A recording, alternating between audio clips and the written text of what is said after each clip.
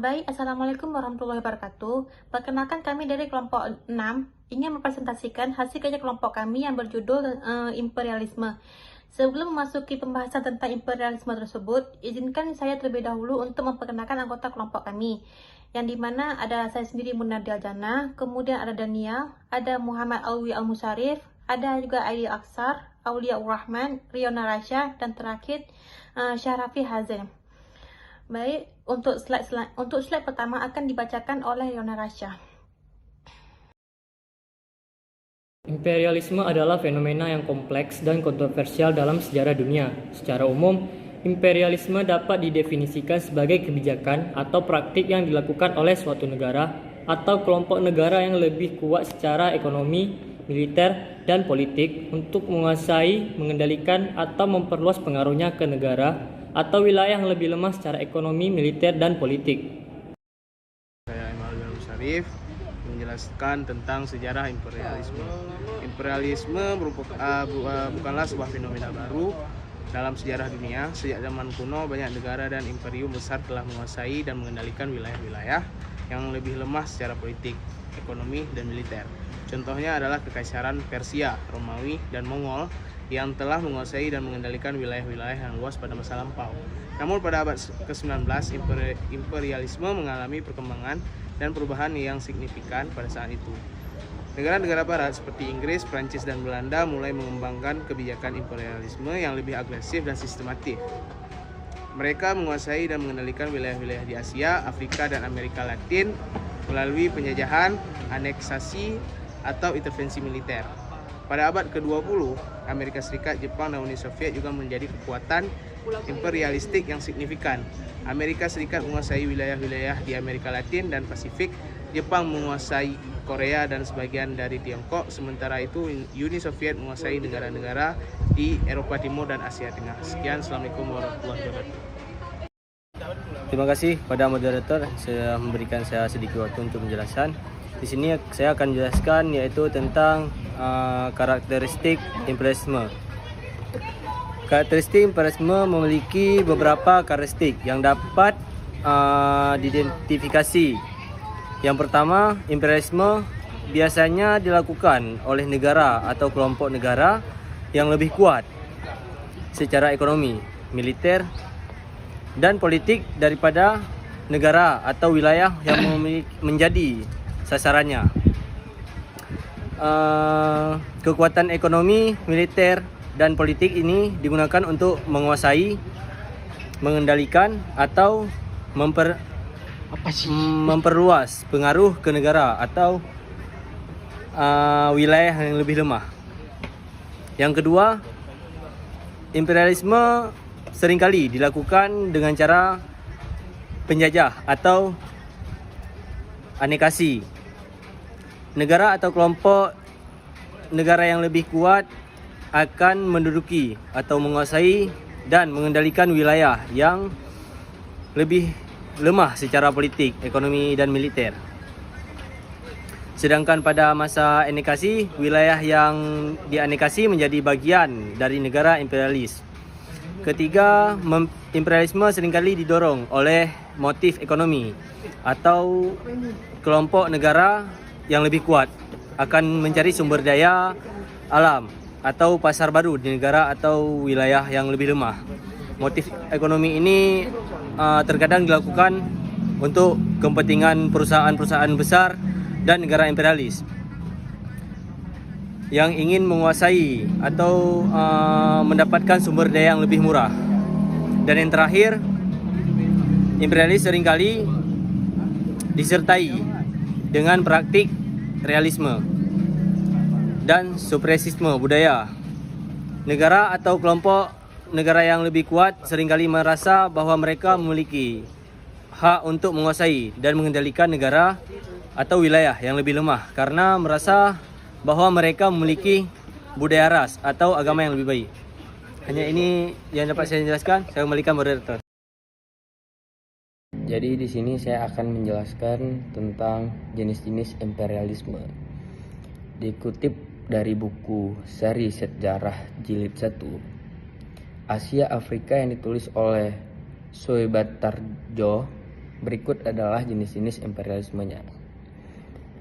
Berdasarkan bentuknya, yang pertama itu ada imperialisme kuno, yaitu imperialisme ini yang jenisnya itu dibagi tiga semboyan. Yang pertama yaitu 3G, glory, gold, dan gospel, sebagai tujuan untuk mencari kekayaan, kejayaan, dan menyebarkan agama. Imperialisme modern yaitu imperialisme bertujuan untuk menguasai ekonomi, seperti memperoleh daerah penghasil bahan baku, memperoleh daerah untuk memasarkan hasil industri untuk investasi jangka panjang. Ada juga berdasarkan tujuannya. Yang pertama, imperialisme politik. Jenis imperialisme politik ini bertujuan untuk mengendalikan kehidupan politik dari suatu negara. Yang kedua, imperialisme ekonomi, yaitu jenis imperialisme memiliki tujuan untuk menguasai sektor perekonomian suatu negara. Yang ketiga, imperialisme kebudayaan, yaitu jenis imperialisme yang bertujuan untuk perekonomian suatu negara. Yang ketiga, imperialisme kebudayaan, yaitu jenis imperialisme yang bertujuan untuk menguasai nilai-nilai kebudayaan suatu negara. Yang keempat, imperialisme militer, yaitu jenis-jenis imperialisme yang bertujuan untuk mengendalikan wilayah strategis suatu daerah untuk memperkuat pertahanan suatu negara. Baik, selanjutnya yaitu faktor-faktor yang menyebabkan adanya imperialisme. Yang pertama ada keinginan untuk jaya. Adanya keinginan dari suatu bangsa baik menjadi negara dikuasa yang paling memiliki pengaruh di seluruh dunia. Maka dari negara imperialis mencoba merebut daerah lain untuk memperluas kejayaan serta kuasaannya. Yang kedua ada racial superiority. Perasaan dari suatu bangsa bahawa bangsa tersebut memiliki istimewa dibandingkan bangsa lain di dunia. Beberapa negara imperialis melakukan sistem imperialisme untuk memenuhi perasaan bangga dan meningkatkan harga diri tersebut. Selanjutnya yaitu ada hasrat untuk menyebarkan ideologi dan agama. Satu hal menjadi penyebab munculnya sistem imperialisme, yaitu untuk menyebarkan agama dan ideologi yang dimiliki oleh negara imperialis, agar pikiran serta jiwa dari daerah penjajahan juga dapat dikuasai oleh negara imperialis tersebut. Selanjutnya itu letak negara yang kurang strategis. Suatu negara yang mempunyai letak geografis kurang strategis serta menguntungkan membuat negara tersebut mempunyai keinginan untuk menguasai daerah yang terletak di wilayah yang lebih strategis. Selanjutnya yang terakhir faktor ekonomi. Untuk permasalahan ekonomi juga menjadi penyebab utama timbulnya imperialisme, terkhusus imperialisme modern. Berikut faktor ekonomi menjadi penyebab munculnya imperialisme. Keinginan untuk menempatkan kekayaan dari suatu negara dan ingin ikut dalam perdagangan dunia. Saya akan menjelaskan terkait dengan dampak imperialisme. Jadi dampak imperialisme ini ada dua dia, ada dampak negatif sama ada dampak positif. Jadi dampak implementasi terhadap negara-negara yang menjadi sasarannya sangat beragam. Di satu sisi implementasi dapat membawa perubahan positif seperti pengenalan teknologi, modernisasi ekonomi, dan penghapusan praktik-praktik yang merugikan masyarakat setempat. Namun, di sisi lain, implementasi juga dapat membawa dampak negatif seperti penindasan politik, eksploitasi sumber daya alam, dan kerusakan lingkungan. Selain itu, implementasi juga dapat membawa dampak jangka panjang seperti pembentukan identitas nasional dan perubahan sosial. Negara atau wilayah yang menjadi sasaran implementasi seringkali mengalami perubahan dalam identitas budaya, politik, ekonomi.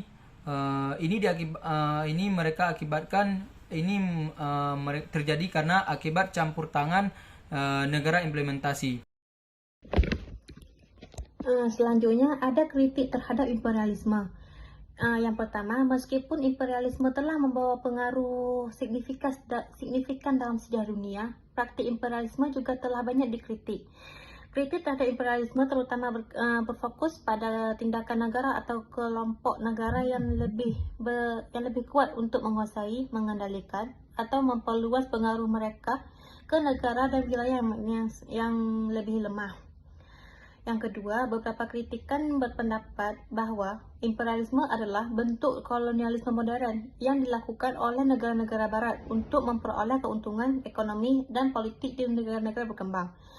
Kritikan lain juga berpendapat bahwa imperialisme menerapkan bentuk kolonialisme, di mana negara imperialisme masih menguasai dan mengendalikan negara-negara yang sebenarnya sudah merdeka. Yang ketiga, selain itu, kritikan juga menyoroti praktik-praktik eksploitasi dan ketidakadilan yang terjadi dalam praktik imperialisme. Misalnya, perubahan-perubahan besar dari negara imperialisme seringkali mendapat akan terhadap sumber daya alam di negara-negara yang lebih lemah secara murah dan mengambil keuntungan yang sangat besar.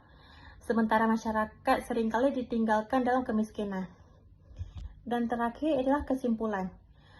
Jadi dari semua pemaparan yang disampaikan oleh kawan saya, dapat diambil kesimpulan, yaitu imperialisme adalah fenomena kompleks yang kontroversial dalam sejarah dunia. Meskipun imperialisme telah membawa perubahan signifikan dalam sejarah dunia, praktik imperialisme juga telah banyak dikritik.